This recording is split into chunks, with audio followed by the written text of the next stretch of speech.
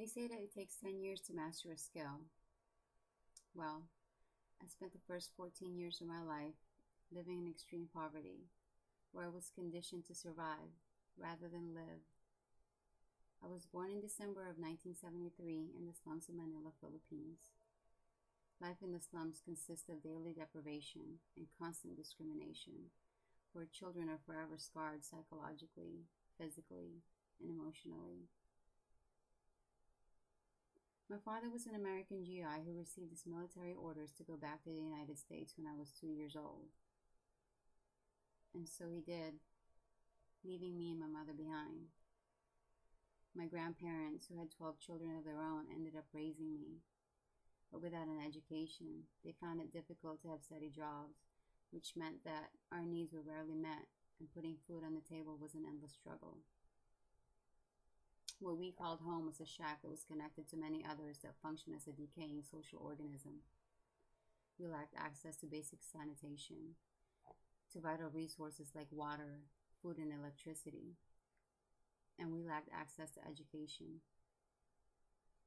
Education is a luxury not many could afford, and when it was afforded, children in the slums are taught incomplete history that begins with the enslavement of our ancestors. We are taught that money is worth more than what education can bring, and so it isn't cherished. Children like me grow up proudly claiming the title Yagit, or street urchin, given to us by the elite, because that's all we know of ourselves, and we have become masters of it. My story isn't unique, maybe the part about being a half-white American, but this is the daily norm that many children today in my neighborhood live in, and we're just a drop in the bucket. Not much is developed in these developing nations. In 2013, the World Bank reported that 400 million children live in extreme poverty, where education is the least of anyone's priority.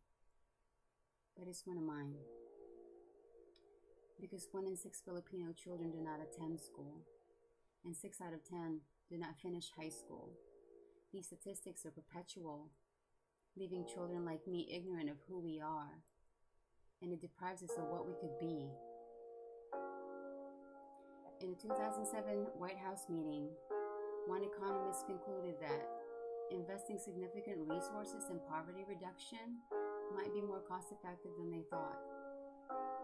And one American scholar emphasized that though money may make a difference, behaviors, neighborhoods, and parents' actions need to change if children's life paths are to change. Having mastered the negativity and hopelessness and squalor, I tend to agree with the latter assessment. So what do I do about this? I do what I can. And with people like you who understand that there is no time for complacency, maybe we can do more.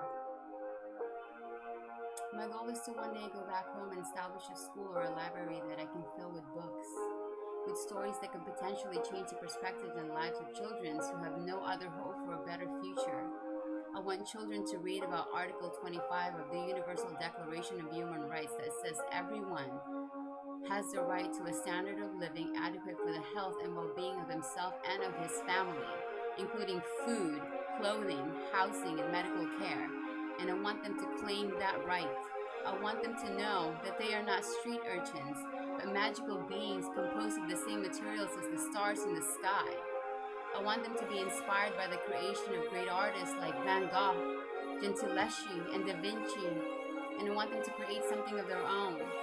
I want them to understand what George Orwell meant when he said that the most effective way to destroy people is to deny and obliterate their own understanding of their history. And I want them to meet Friedrich Nietzsche, from whom they will learn that what does not kill them makes them stronger.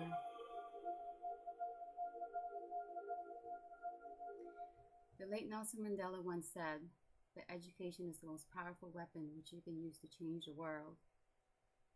And together we have a chance to change the world. And so I urge you to take that chance. Peace.